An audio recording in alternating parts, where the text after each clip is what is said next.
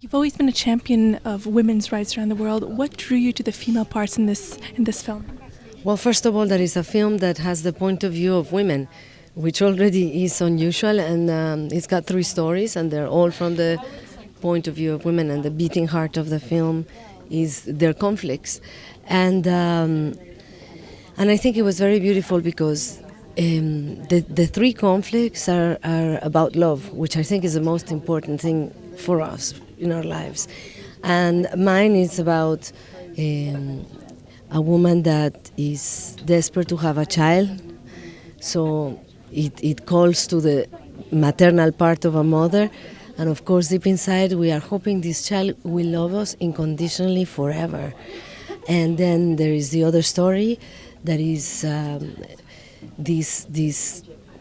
this fear that women have that when they lose their youth and their beauty they're not going to be loved anymore.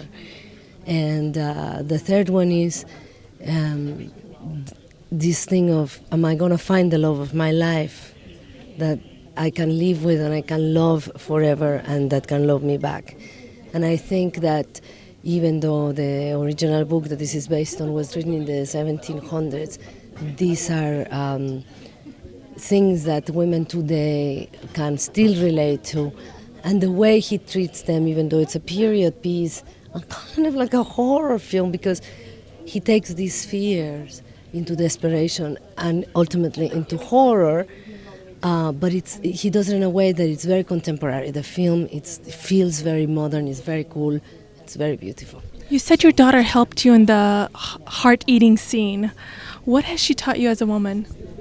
She teaches me something every day. I cannot summon up the magic of having a child and what they teach you every single day in 2 words in an interview. And the beautiful thing is it's an ongoing thing forever. I think I will be learning from her. Mateo was very, very easy to work with and very hard to work with.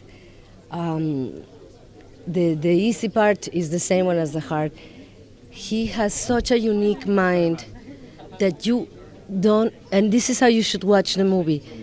You cannot try to guess what's going in that head, or try to anticipate, or try to make even sense of it. I think you just gotta get out of the way and let him take you into an adventure, because it's going to be an adventure. What we read on the script, it's nothing like what you see in the film. Even, for example, my character had many lines explaining how she feels. And before we started the movie, he told me he was going to take them away. And he took them all away, and I was supposed to just be that and somehow, project that without saying a word. And it was such an amazing experience as an actress to be able to work with him and to be led by him, and even visually, every day was, you could not imagine what he was going to do or where.